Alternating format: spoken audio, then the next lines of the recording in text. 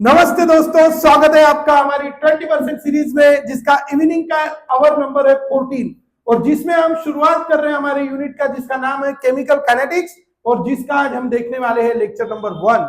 और आज की इस लेक्चर में हम देखेंगे रेट ऑफ रिएक्शन क्या है, इंस्टेंटेनियस क्या है, एवरेज क्या है, रेट लॉ क्या है, रेट कांस्टेंट क्या है। आज सारी बातों को आज हम यहाँ पे डिस्कस करने वाले हैं। सबसे पहले है काइनेटिक्स। काइनेटिक्स ये वर्ड आता कहां से है? Kinetic, this word is related to the which energy?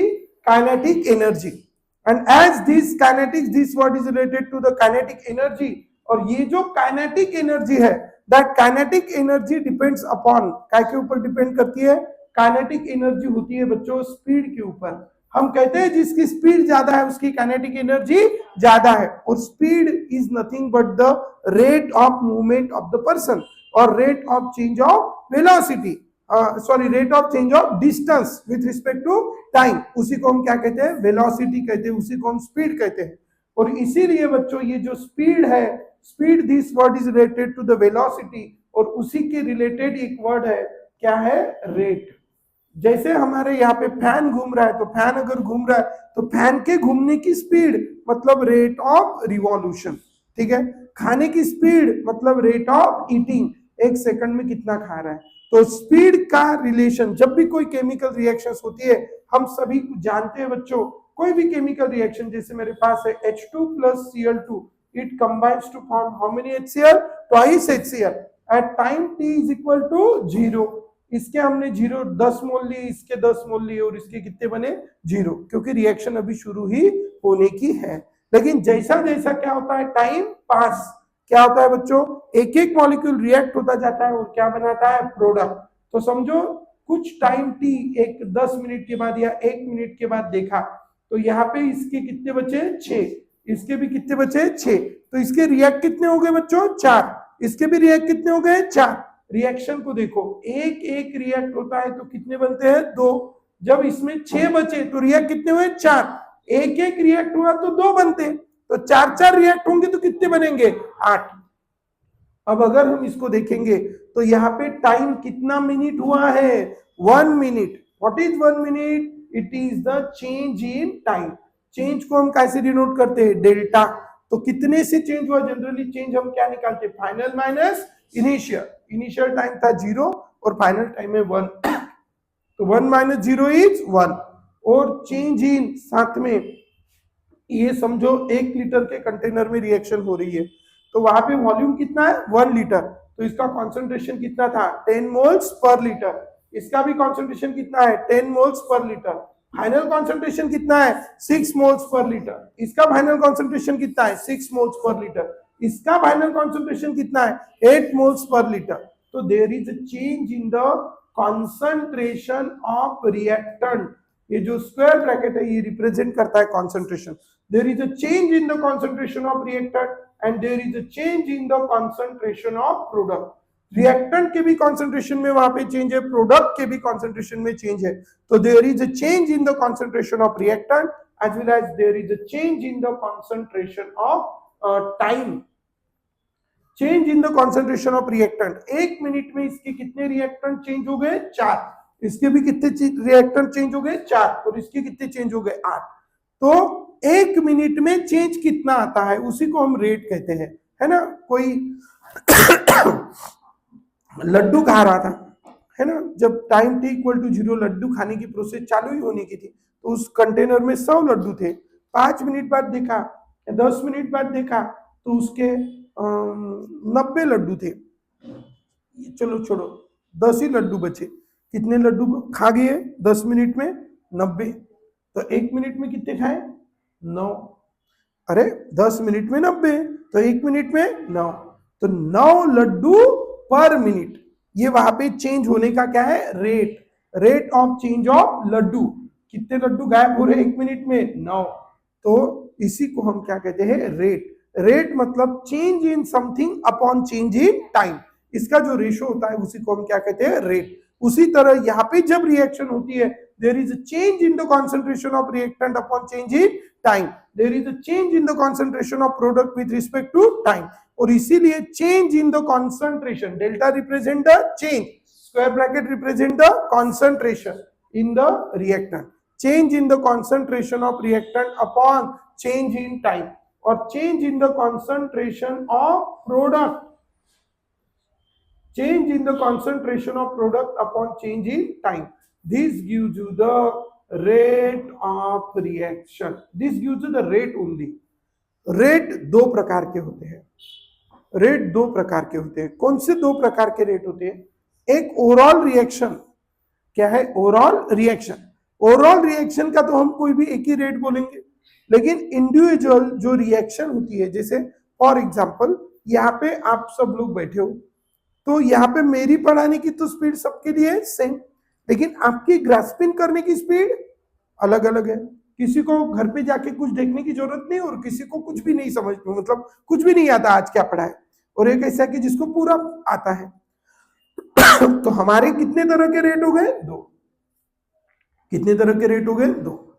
एक रेट हो गया काय का? दो तरह के रेट हो गए. एक पहला रेट काय का हुआ?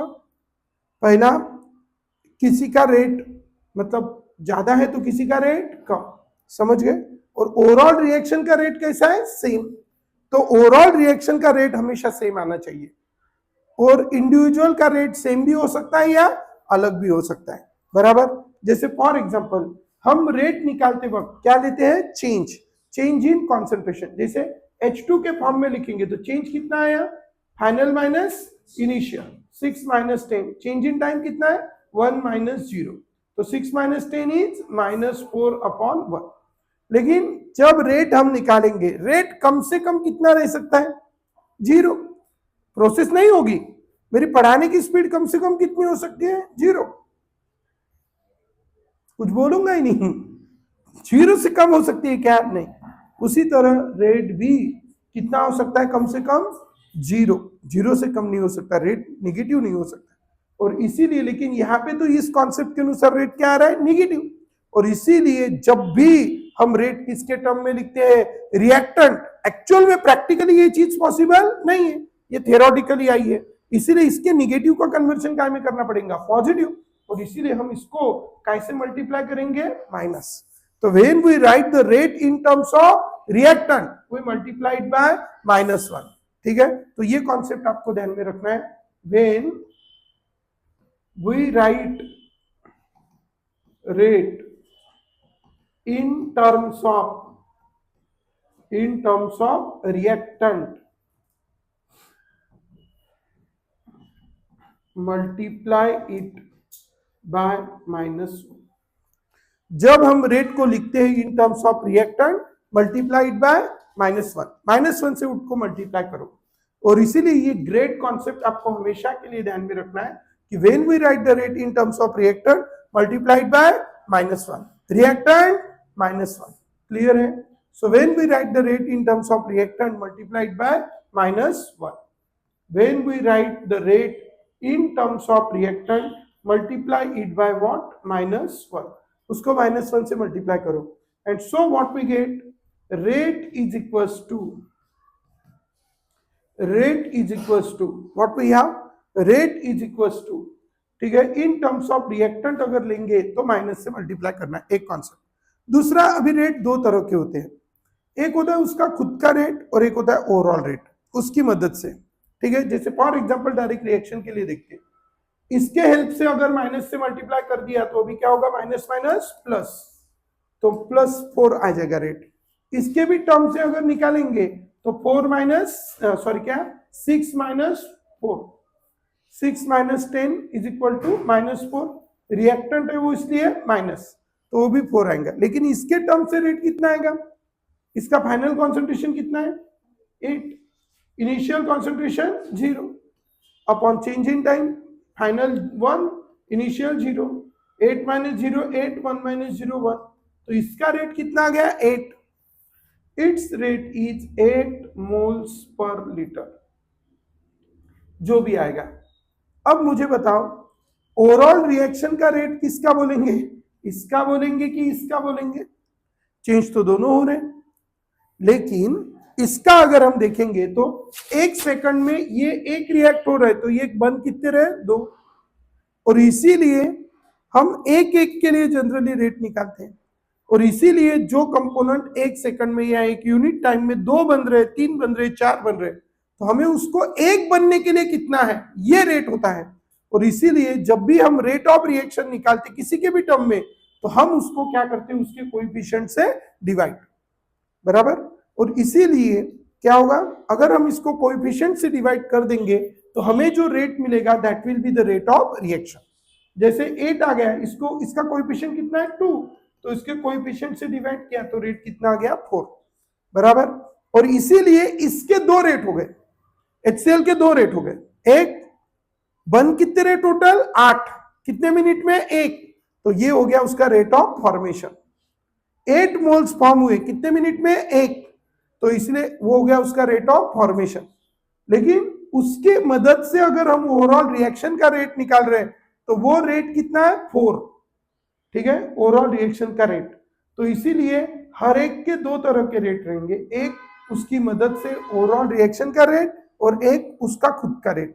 आपको भी बताता हूं, आपकी मदद से JSM का रिजल्ट कोई तो भी देखेगा तो आपसे पूछेगा हाँ तेरे को कितने परसेंटेज 70, तेरे को कितने है 90 या 80, आपके 80 है, सामने वाले को 90 है, वो बोलेगा ओवरऑल JSM का रिजल्ट क्या है, 80 बोलेगा 90 बोलेगा कि 85 बोलेगा, 80 90, तो क्या बोलेगा अप्रोक्स, कुछ बच्चों को 80 है, कुछ बच्चों को 90 है, वो क्या बताएंगा 80 to 90 के बीच में, कितना है 80 to 90 के बीच में 85, अप्रोक्सीमेट 85% रिजल्ट है, एवरेज बोलते हैं ना हम उसको। तो उसी तरह यहाँ पे भी, लेकिन वो बच्चे को 80 वाले का एक्चुअल रिजल्ट क्या है 80, 90 वाले का एक्चुअल रिजल्ट कितना है, लेकिन JSM का रिजल्ट कितना है 85, समझ गए, समझो सारे बच्चों को 80 है, अब JSM का रिजल्ट कितना है 80, समझ गए, समझ गए। तो उसी तरह बच्चों यहाँ पे भी क्या होता है कि 2 तरह के रेट्स होते हैं, एक उसका खुद का अकेले का और दूसरा है ओवरऑल रिएक्शन का। तो जब उसका खुद का अकेले का रेट निकालेंगे तो आपको क्या करना है, उसका कॉन्सेंट्रेशन में change upon change in time, बस इतना ही कंसीडर करना है। लेकिन जब ओवरऑल रिएक्शन का रेट उसकी मदद से आप निकालोगे तो आपको उसके कोएफिशिएंट से उसको क्या करना है डिवाइड, ठीक है। इसलिए ज्यादा कंफ्यूज ना होते हुए हम थोड़ा आगे चलते हैं। जैसे और रिएक्टेंट जब रहता है तो रिएक्टेंट के टर्म में हम क्या लिखते हैं माइनस, क्योंकि ये माइनस क्या इंडिकेट करता है, क्यों लिखना पड़ा माइनस हमने देखा है, तो इसीलिए। और रिएक्टेंट क्या होता है, जब भी कोई रिएक्शन होती है तो आप देख सकते हो H2 का 1 मोल था, इसका इतने थे, बाद में 6 ही बचे, 4 गायब हो गए, जो दिखा उसको अपीयर बोलते हैं और जो नहीं दिखा उसको डिसअपीयर। तो कितने डिसअपीयर हो गए 4, इसके भी कितने डिसअपीयर हो गए 4, कितने मिनट में 1, तो वो जो 4 गायब हुए 1 मिनट में, तो डिसअपीयर होने का उसका क्या है रेट 4 मोल्स पर लीटर, 4 मोल्स पर सेकंड या पर मिनट, ये क्या हो गया उसका डिसअपीयरेंस का रेट। और इसीलिए ये जो चेंज है when the change is small, small change जब होता है तो उसमें स्मॉल चेंज कब होगा, जब टाइम इंटरवल भी कैसा होगा स्मॉल। आपने बोला कि मैं पढ़ाते हुए कितने वर्ड्स बोलता हूं, आप 1 सेकंड में गिनोगे तो नंबर ऑफ वर्ड्स कम आएंगे, 1 मिनट में देखोगे तो, और 1 आवर में देखोगे तो, और 1 दिन में देखोगे तो, सब यूनिट टाइम है। लेकिन when the unit time you consider very small, ठीक है, वेरी स्मॉल यूनिट टाइम में जब आप कैलकुलेट करोगे तो that change in word is very small and that is called instant. हम बोलते हैं ना बहुत कम समय है तो इंस्टेंटली मैंने 1 दिया ना, इंस्टेंटली उसने भी 1 दी, ठीक है, तो that is called which change, instant change. तो उसी तरह कम समय के लिए जो हम रेट निकालते हैं that rate is called instantaneous rate, और वही एक्चुअल है। क्योंकि मेरी बोलने की स्पीड ये है क्लास में, बराबर, लेकिन तुम दिन भरों का निकालोगे तो कंटिन्यूसली मैं यही स्पीड से बोलते रहूंगा, नहीं, कभी हो सकता है इससे ज्यादा हो, कभी हो सकता है इससे कम, तो वो अलग अलग रेट का वो क्या रहेगा बच्चों, एवरेज। वंस मोर, अलग अलग रेट का वो क्या रहेगा, average. So that is called which rate, average rate. कौन सा रेट कहेंगे हम उसको, एवरेज रेट, ठीक है। तो we have the 2 types of the rate, one which is calculated for infinitesimally small interval of time, that rate is called instantaneous rate, and the rate which is calculated for long interval of time that is called average rate. तो दो तरह के rate है, but actual rate कौन सा रहेगा? Instantaneous rate, क्योंकि वो कम समय के लिए एक्चुअल वाला है। वो क्या है, जैसे मैंने बोला एक्चुअल रिजल्ट कौन सा है, एक एक बच्चे का निकाला, सबको 85% क्या है, किसी को मिले ही नहीं, किसी को 80 है, किसी को 90, वो क्या है, सबके परसेंटेज का एवरेज, और इसीलिए वो कौन सा ये है, average rate. Do you understand? तो keep in your mind we can have the two things, one is a instantaneous and another is a average. Do you understand? After having this instantaneous and average, अब हम थोड़ा आगे चलेंगे। तो keep in your mind two types of the rates are there। ठीक है, rates के कितने टाइप है बच्चों? दो रेट्स के टाइप है। One is the which rate, average rate, sorry पहला लिखते हैं instantaneous rate, instantaneous rate, and दूसरा है एवरेज रेट, एवरेज रेट। इसकी डेफिनेशन हम लिखेंगे,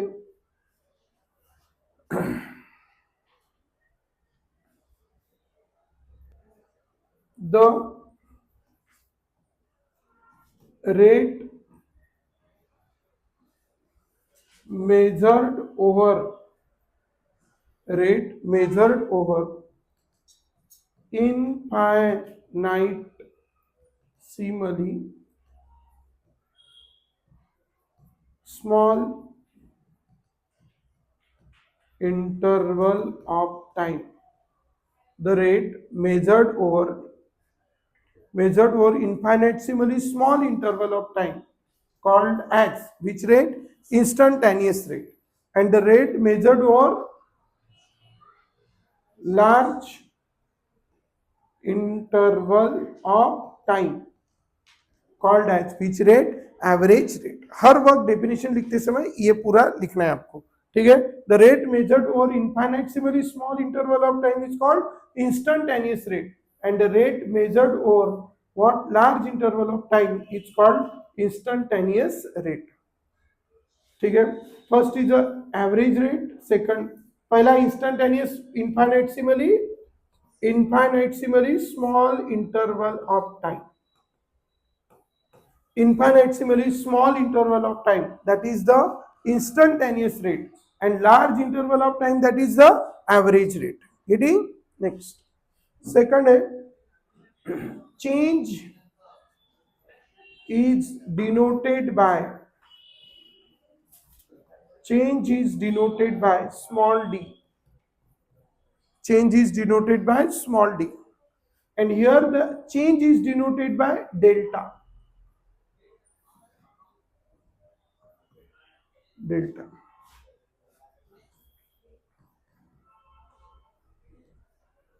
ट्रू और फॉल्स। ठीक है, इट इज ट्रू रेट, ये ट्रू रेट है। ये क्या है? Average of true rate, average of true rate,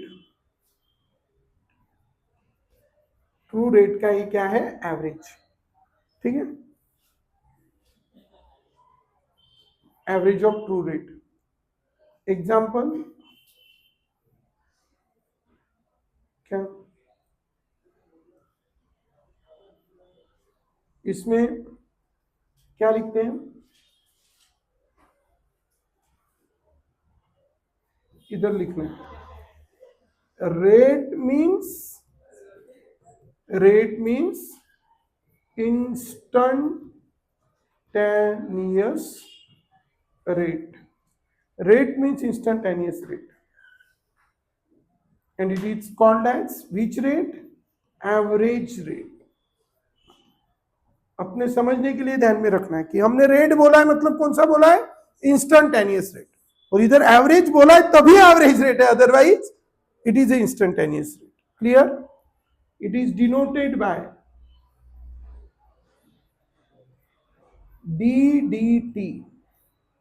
DDT का मीनिंग है रेट, DDT का मीनिंग क्या है? Rate, that is which rate? Instantaneous rate,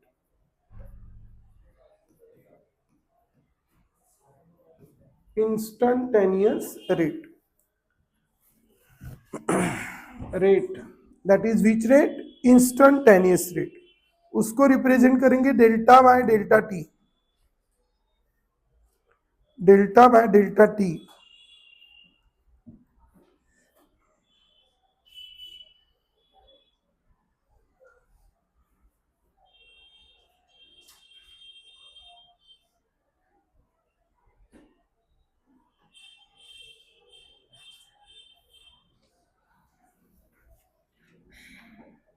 Delta by delta t, ddt, that is rate means which rate, instantaneous rate, rate that is the instantaneous rate, clear है, rate means which rate, instantaneous rate, it is denoted by ddt, it is denoted by ddt, so ddt that is rate, that is which rate, instantaneous rate. चलायचं next, called as which rate, average rate. चलो आगे चलेंगे, denoted by DDT, that is rate, that is the which rate, instantaneous rate. चलायचं समोर. Next average rate. आता याला कशाने denote करतात, delta upon delta T. इतना इसका बोलना है, मतलब कौन सा रेट है, एवरेज रेट. ये वर्ड बड़े इंपॉर्टेंट है, ध्यान में रखना है. डीडीटी मतलब rate, delta upon delta T average rate, DDT rate, delta upon delta T average rate. ठीक है, ये चीजें आपको ध्यान में रखनी है. ठीक है, after discussing this average rate and instantaneous rate, अब हम थोड़ा आगे चलेंगे. रिएक्टेंट जो होता है, रिएक्टेंट, रिएक्टेंट के साथ बहुत सारी चीजें होती है. रिएक्टेंट क्या होता है, डिसअपियर, डिसअपियर होता है. पहली चीज, रिएक्टेंट क्या होता है, डिसअपियर. ठीक है, रेट ऑफ डिसअपियरेंस, रिएक्टेंट के लिए हम एक वर्ड यूज करते क्या है, रेट ऑफ डिसअपियरेंस. और प्रोडक्ट जो होता है वो क्या होता है, अपीयर. प्रोडक्ट जो होता है वो अपीयर होता है. प्रोडक्ट जो होता है वो अपीयर होता है. प्रोडक्ट जो होता है वो क्या होता है, फॉर्म. ठीक है, और रिएक्टेंट कंज्यूम, कंज्यूम होता है. और इसीलिए रिएक्टेंट का रेट लिखते समय ये रिएक्टेंट के साथ हम क्या, रिएक्टेंट को कैसे रिप्रेजेंट करते हैं, minus. Minus stands for reactant and plus stands for product. और इसीलिए minus this sign represent rate of disappearance, disappearance, or minus this sign represent rate of consumption. Minus this sign represent rate of disappearance or rate of consumption, and plus sign represent rate of appearance, appearance, or rate of formation, rate of consumption and rate of formation, rate of appearance and rate of formation. Reactant, reactant क्या है, minus, product plus. तो minus से क्या बोल देंगे, rate of disappearance और rate of consumption. Plus से क्या बोलेंगे, रेट ऑफ अपीयरेंस और रेट ऑफ फॉर्मेशन. प्लस किसके लिए यूज करना, प्रोडक्ट. ये काय के लिए यूज करना, रिएक्टेंट. ठीक है, सो अभी किसी का भी, जैसे मेरे पास ये रिएक्शन है ए, या I just take the example, N2 gas plus thrice H2 gas gives twice NH3 gas. अभी आपको रिएक्शन से पता चल जाता है कि ये कौन है. एरो के पहले वो रिएक्टेंट है, एरो के बाद में वो प्रोडक्ट. तो H2 कौन है, रिएक्टेंट. तो रिएक्टेंट है तो क्या यूज करूं, माइनस की प्लस, माइनस. रिएक्टेंट है तो माइनस, प्रोडक्ट है तो प्लस, बराबर. तो रिएक्टेंट है H2 तो माइनस, लेकिन माइनस को बोलेंगे क्या, what is this minus, rate of disappearance. rate, तो the minus represent the disappearance और रेट के लिए डी बाय डी टी, तो डी बाय डी टी मतलब रेट और माइनस मतलब डिसअपियरेंस, माइनस मतलब डिसअपियरेंस और कंजम्पशन। ये रेट के लिए दूसरा लिखा है हमने ऑलरेडी, तो minus this sign specially indicate disappearance और consumption, plus this sign represent specially appearance और फॉर्मेशन। रेट के लिए हमने ऑलरेडी दूसरा वर्ड यूज किया है, तो सीधा सीधा माइनस माइनस डिसअपियरेंस और कंजम्पशन प्लस अपीयरेंस और फॉर्मेशन। सो DDT first, DDT rate minus disappearance और कंजम्पशन ऑफ किसका डिसअपियरेंस हो रहा है, H2, तो इसको क्या बोलेंगे हम अंग्रेजी में, rate of disappearance of H2। क्या बोलेंगे इसको, rate of disappearance of H2।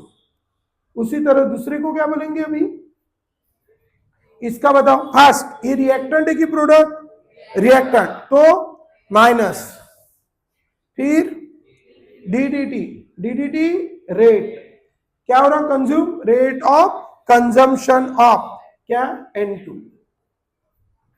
तो ये क्या बोला हमने, this is the rate of disappearance, rate of disappearance of, rate of disappearance of H2.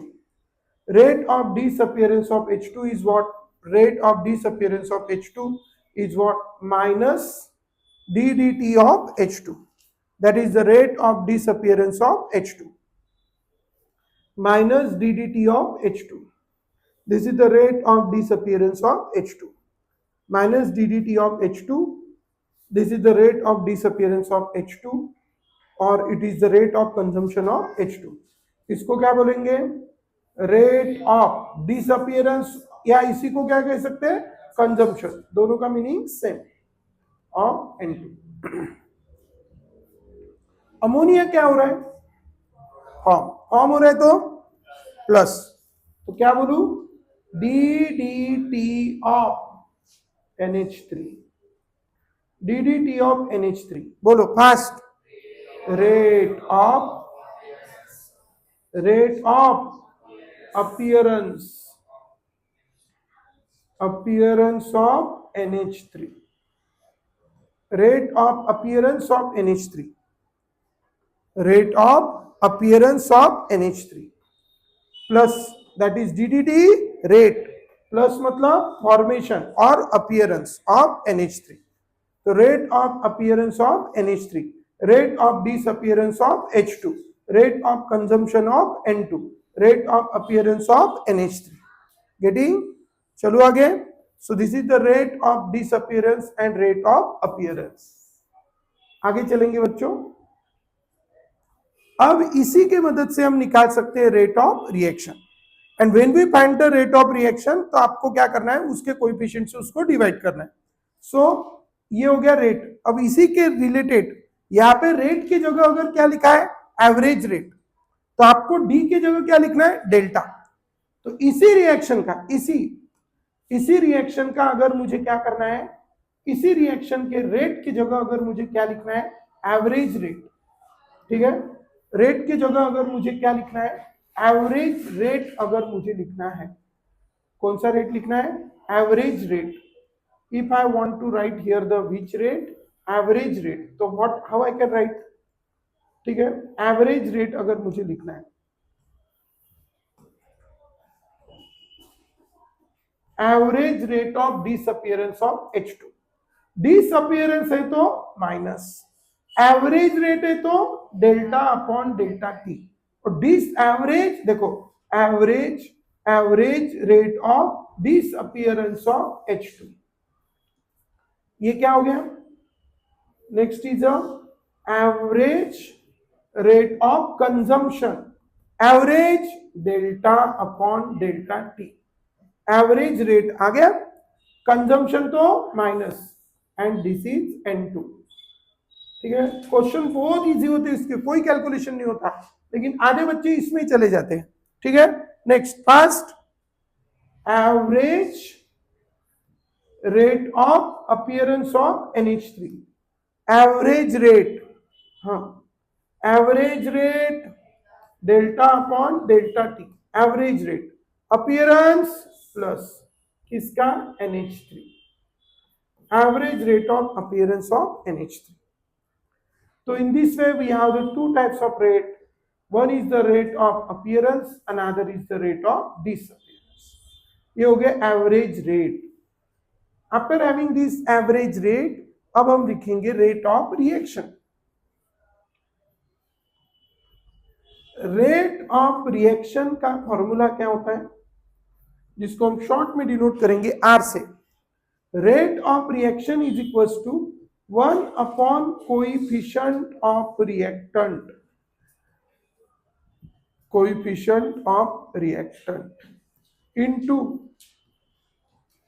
Rate of disappearance or consumption, rate of disappearance or consumption of reactant, rate of disappearance or consumption of reactant. This gives you the rate of reaction. So what is the rate of reaction? Rate of reaction is equal to 1 upon coefficient of reactant into rate of disappearance or consumption of reactant. दूसरा है rate of reaction हो गया. Next rate of reaction का ही formula in terms of reactant ऐसे लिखेंगे, जैसे हमारे पास कितने रिएक्टेंट है बच्चों, दो.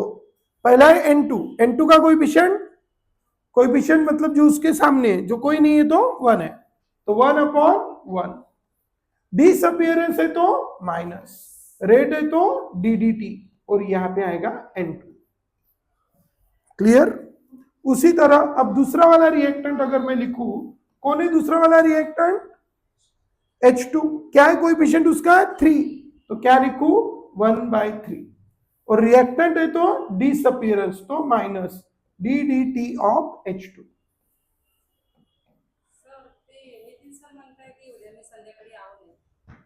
तर उद्या 11:45 ला घेऊ का म्हणते क्लास. घेऊ द्या ना, साहेबांना टेस्ट टाकली होती तर मग तिकडे संध्याकाळी घेऊन घ्या टेस्ट. नाही, मग त्यांच्या टायमात मी टेस्ट देऊ का त्यांना, म्हणजे या 6च्या टायमात. नाही घेऊ द्या ना, घेऊ द्या सकाळी. किती वाजता म्हणते सकाळी? सर म्हणते की 11:45 ला घेतो उद्या. हो म्हणजे संध्याकाळी ते घेणार नाही उद्या हो क्लास, उद्याच्या दिवस हो. संध्याकाळी टेस्ट टाकली तर जमेल. 9:30 मी लवकर घेऊन घेईन बॅच वाटल्यास. तुम्ही आधी बॅच घेऊन नंतर टेस्ट. हाँ, 1 upon coefficient of reactant is equal to 1 upon 1, 1/3 minus. अब उसके फॉर्म में क्या लिखेंगे, product. First 1 upon coefficient of product into rate of formation और अपीयरेंस ऑफ प्रोडक्ट. ये फॉर्मूला है, बहुत इंपॉर्टेंट है. कितना है कोएफिशिएंट उसका 2, 1/2. अपीयरेंस तो प्लस, रेट तो DDT ऑफ NH3. तो this is the rate of reaction. So this is about the rate of reaction we have. So coefficient of reactant, rate of formation or rate of appearance of product, that is 1/2 plus DDT of NH3. Rate of reaction is denoted by R. Coefficient of reactant, rate of disappearance or consumption of reactant is equals to 1/1 minus DDT of N2 is equal to 1/3 minus DDT of H2, that is R is equals to 1 upon coefficient of product और that and that and that and that. Do you understand? किसी को कोई problem? चलो आगे. So this is about the rate of reaction which is denoted by R. ठीक है. Next, after having this coefficient of reactant, we discuss the rate of disappearance or consumption of reactant 1 by 1. All these things. Clear है बच्चों? कोई भी reaction रही, इसके ऊपर बहुत सारे न्यूमेरिकल्स होते हैं, it is the very very very very important, बहुत ज्यादा इंपॉर्टेंट है ये, ठीक है। किसी को कोई प्रॉब्लम? चलो आगे जाता है, ठीक है, आगे का लेते हैं ना, चलो राहू दे सगळ्याची घेऊ ना, हाँ ठीक है, जायचे आहे त्याचा, ठीक है। सो रेट ऑफ रिएक्शन, एक एग्जांपल, बहुत सारे एग्जांपल आते हैं क्वेश्चन के ऊपर, ठीक है। So rate of reaction is denoted by R, it is 1 upon coefficient of reactant into rate of disappearance और consumption and all these things we have related to this.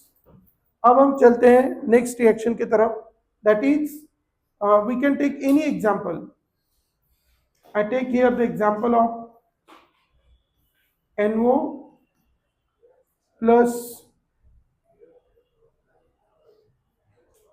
NO plus O2 combined to form NO3, ऐसी reaction, लेकिन इसमें सबके coefficient कितने हैं? 1, ठीक है। H2 gas twice H2 gas plus O2 gas gives twice H2O liquid.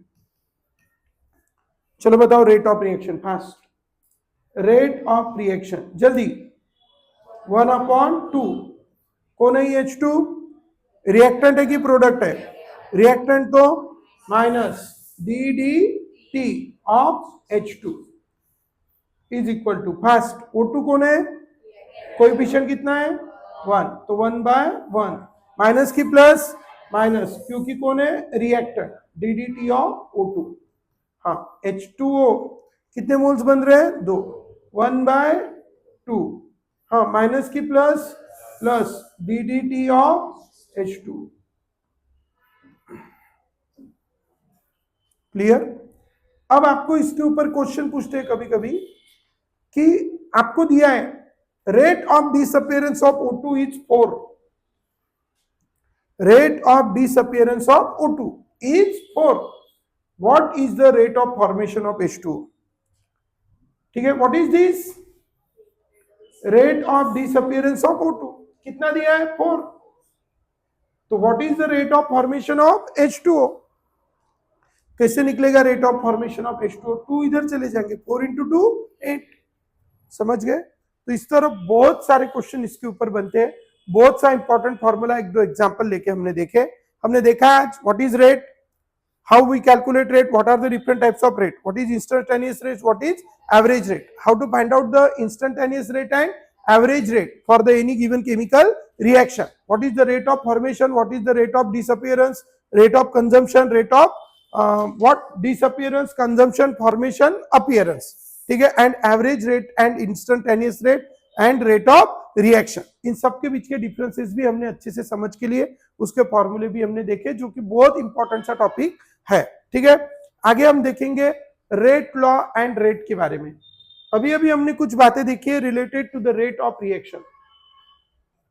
अभी ये जो रेट ऑफ रिएक्शन है जो भी हमने देखा है, so what we have related to the rate of reaction, reaction का जो रेट होता है बच्चों, रिएक्शन का रेट डिपेंड करता है, जैसे कोई भी रिएक्शन है H2 plus I2 combined to form twice HI, कोई भी रिएक्शन होने के लिए सबसे पहले the bond between the reactant should be break, क्योंकि H2 का बॉन्ड ब्रेक होगा H free radical H free radical, I2 का बॉन्ड ब्रेक होगा I free radical I free radical, this H free radical share with I free radical, H free radical share with I free radical, and it forms how many HI?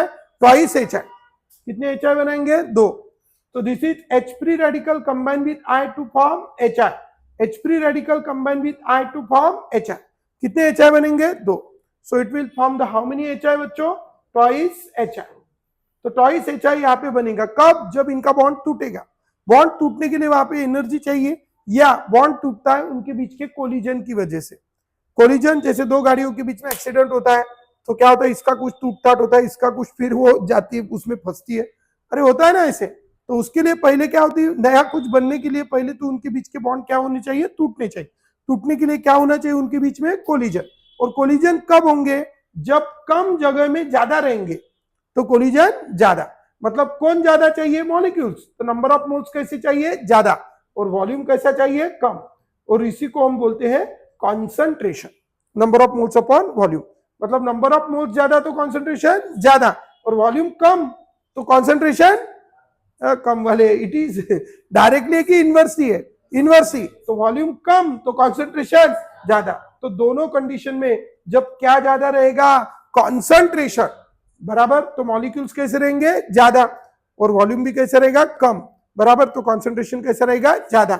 उस case में कम जगह में collision होने की possibility ज्यादा है। ये किसके बीच में कोलिजन होना चाहिए, रिएक्टेंट, और इसीलिए रिएक्टेंट का कॉन्सेंट्रेशन जितना ज्यादा, किसका कॉन्सेंट्रेशन, रिएक्टेंट का कॉन्सेंट्रेशन जितना ज्यादा, उतनी रिएक्शन की स्पीड ज्यादा, उतना रिएक्शन का रेट ज्यादा, और इसीलिए हम क्या कहेंगे, rate of reaction is directly proportional to the concentration of reactant. ठीक है, वंस मोर क्या बोलेंगे, rate of reaction is directly proportional to the concentration of reactant.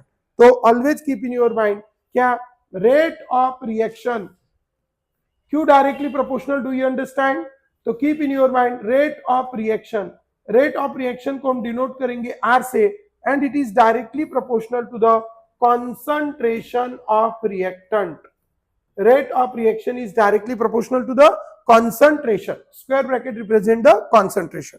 ठीक है, अब यहाँ पे एक लॉ है, जिस लॉ का कहता है कि जैसे फॉर एग्जांपल कोई भी चीज होती है, अगर हमारे पास दो रिएक्टेंट है, एक का नाम है ए, दूसरे का नाम है B, directly give the C, तो rate will be directly proportional to the concentration of A and rate will be directly proportional to the concentration of B.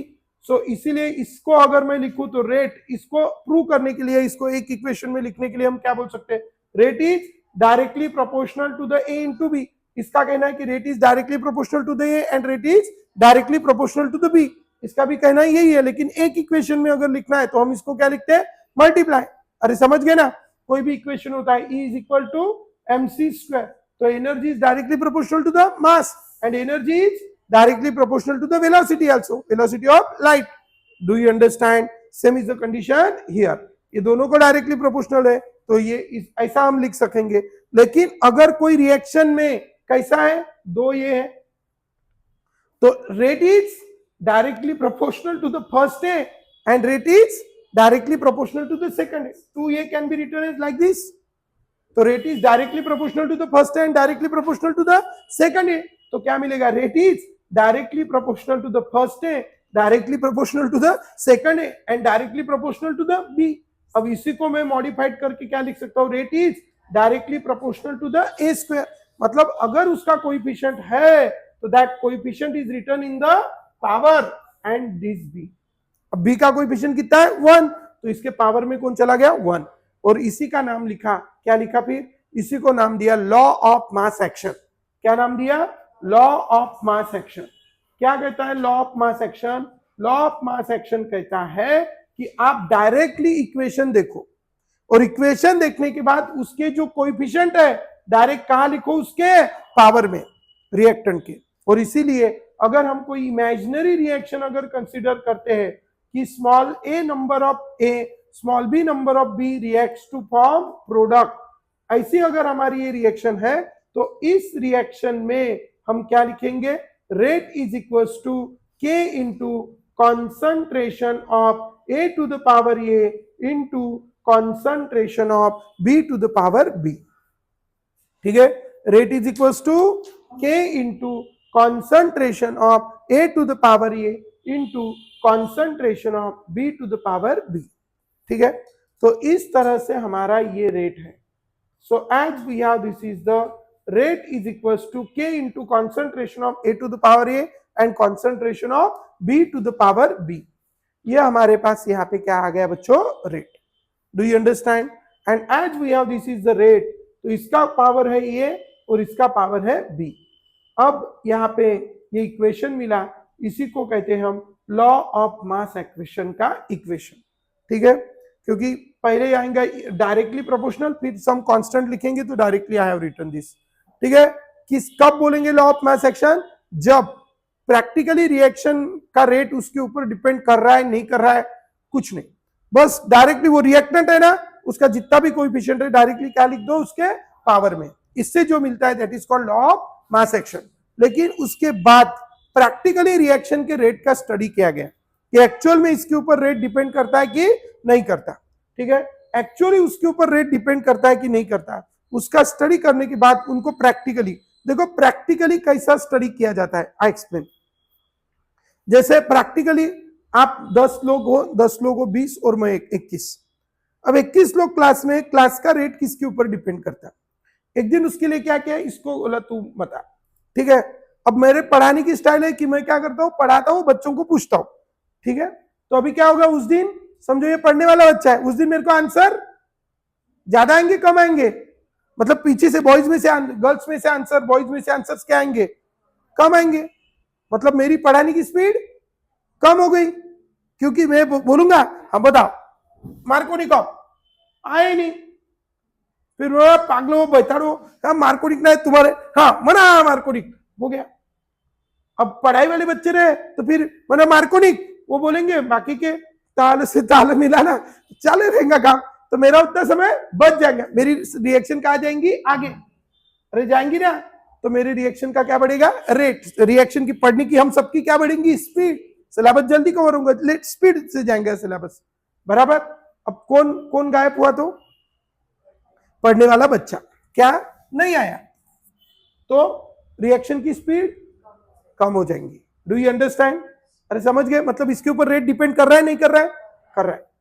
नहीं पढ़ने वाला बच्चा आया, अब मैं पढ़ा रहा था, उसने मोबाइल निकाला, अब क्या हो गया, मैं पढ़ा था जर रहने द्या, उधर गेलो त्याचा मोबाईल घेतला, त्याचे काने खाली दिले, त्याला प्रेमाने समजून सांगितलं घरचे व्हॉट एव्हर इट इज। किती मिनिटे गेले, 5। किती रिएक्शन राहिली, 1। अब रिएक्शन का रेट बढ़ रहा है, कम हो रहा है? कम हो रहा है। डिपेंड कर रहा है, नहीं कर रहा है? कर रहा है। तो इसके ऊपर भी डिपेंड कर रहा है, बराबर। लेकिन एक तीसरा बच्चा है जो ना बोलता है ना कुछ करता है,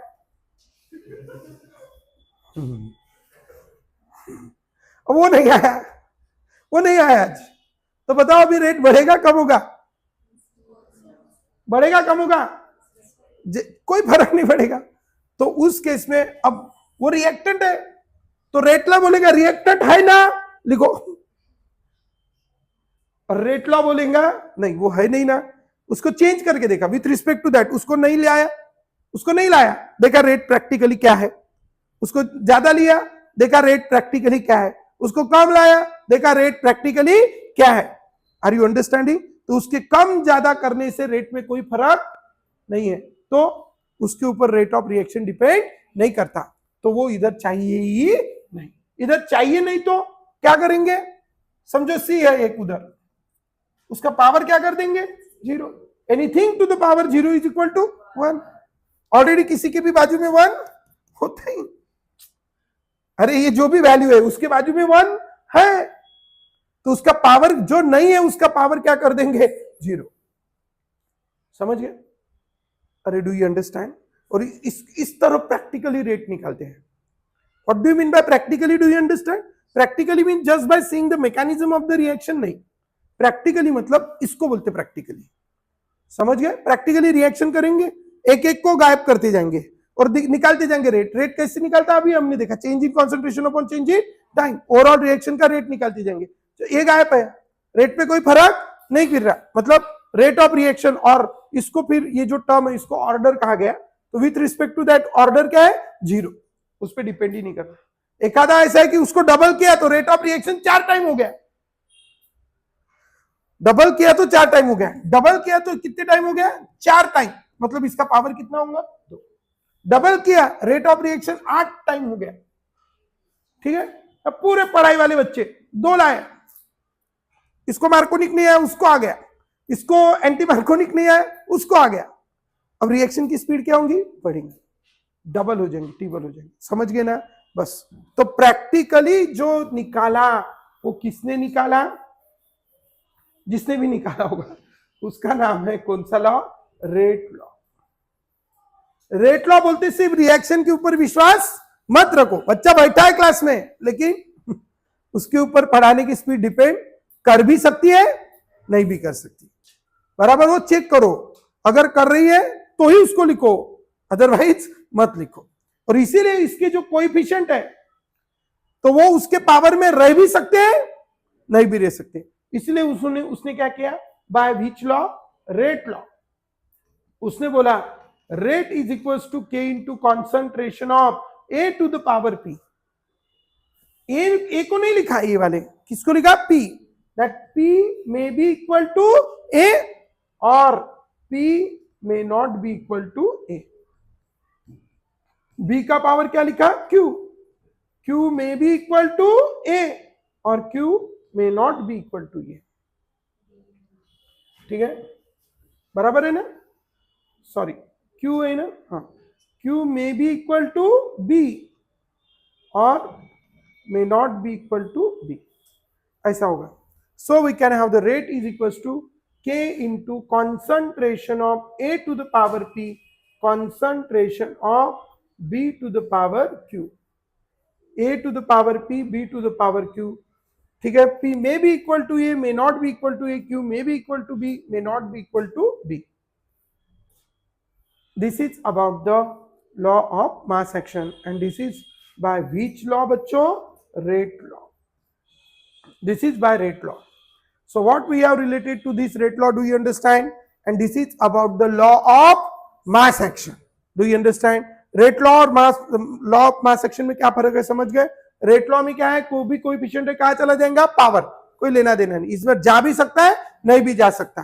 तो rate law is determined practically, rate law is determined practically और वी कैन से एक्सपेरिमेंटली और ये थियोरेटिकली।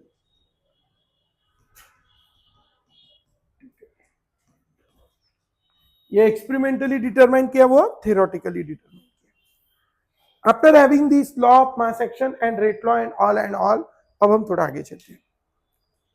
यहां से ये जो सम है power of concentration term in the rate law equation is called order of reaction, order of reaction. What is order of reaction, sum, इन दोनों की क्या है, सम। ऑर्डर ऑफ रिएक्शन क्या है, sum of power of concentration term, sum of power of concentration term, sum of power of concentration term in rate law equation, sum of power of concentration term in the rate law equation is called order of reaction। जैसे दो तरह का order है, इसमें overall order of reaction is P plus Q, overall order of reaction is P plus Q। Second, order of reaction with respect to A, order of reaction with respect to A, order of reaction with respect to A is P, order of reaction with respect to B is Q and overall order of reaction is P plus Q। हो गया। Sum of power of concentration term in the rate law equation is called order of reaction। Order of reaction with respect to A is P, order of reaction with respect to B is Q and overall order of reaction is P plus Q। हो गया, overall order of reaction is P plus Q। समझ लो, चलायचं बाळांनो। So this is about the overall order of reaction is P plus Q, order of reaction with respect to A is P, order of reaction with respect to B is Q and overall order of reaction is Q। This is order of reaction। ठीक है, order of reaction के बारे में पहली point मैंने बताया, it is the practically determined and it is definition. Second point, अब ये निकाली जाती है रेट लॉ से और रेट लॉ कैसे निकाला है, प्रैक्टिकली, और इसीलिए it is practically determined quantity.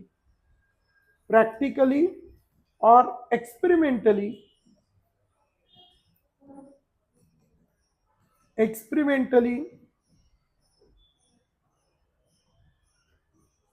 determined quantity।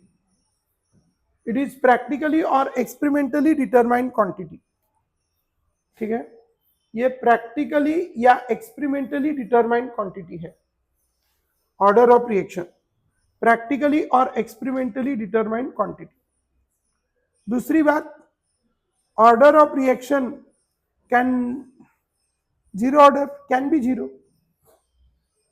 Can be zero, ये जीरो हो सकता है, इंटीजर भी हो सकता है, जीरो हो सकता है, कैन बी जीरो, इंटीजर, और दैट इज इंटीजर कोई फ्रैक्शन नहीं बोलते क्या, फ्रैक्शन भी हो सकता है, ठीक है, जीरो, होल नंबर, कुछ भी हो सकता है, सब कुछ हो सकता है, ठीक है, order of reaction zero.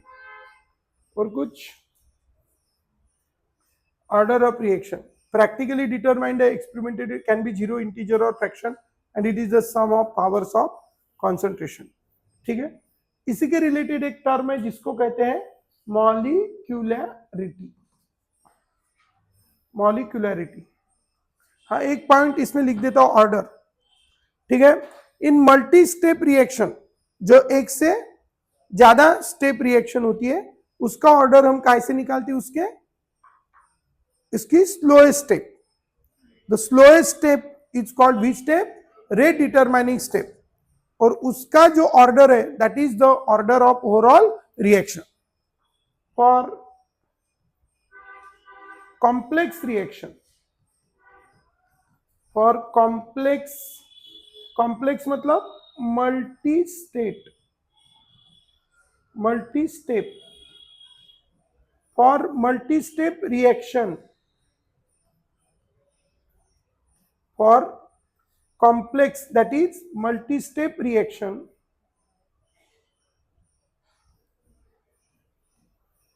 order is determined by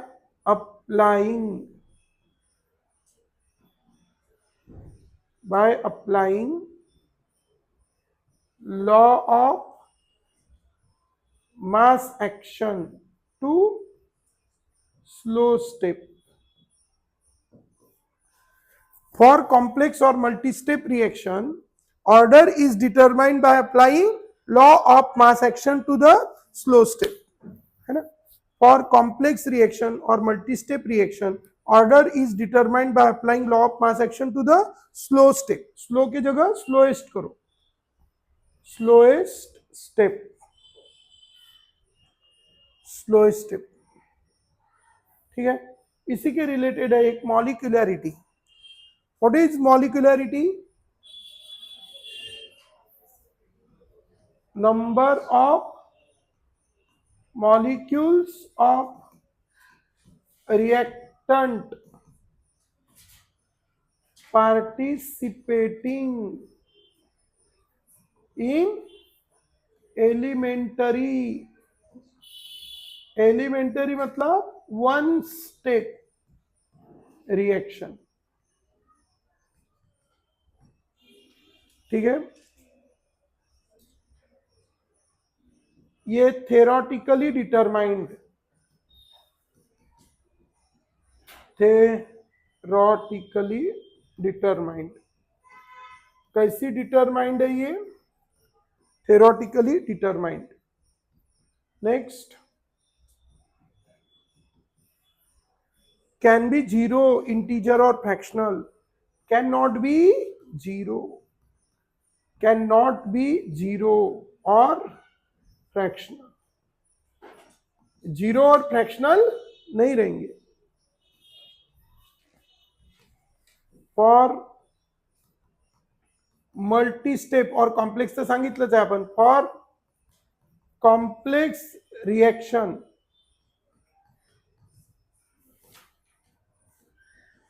molecularity of slow step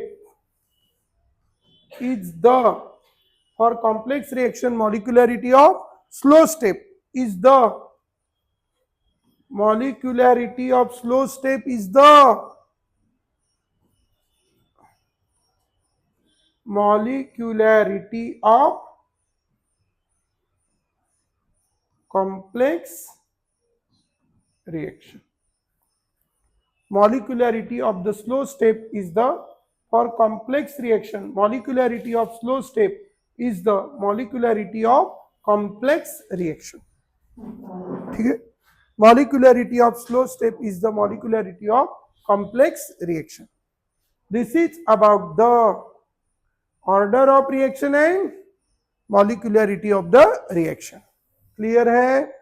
so this is about the, we have the order of reaction as well as the molecularity of reaction. तो आज हमने बहुत बढ़िया बढ़िया टॉपिक कवर अप किए. अभी हम direct Monday को नेक्स्ट टॉपिक कवर अप करेंगे. कल सैटरडे, फिर संडे है और फिर उसके बाद मंडे है. ठीक है, तो मंडे को हमारे नेक्स्ट टॉपिक इसमें कवर अप होंगे. हार्ड एंड फास्ट बहुत हो गए. 2 दिन में अपना सीके कंप्लीट हो जाएगा, 2 या 3 दिन मैक्स. ठीक है, तो जा रहा है दिमाग में सबके? चलो ठीक है, चलो तब तक के लिए बाय बाय. बाकी का हम नेक्स्ट लेक्चर में देखेंगे.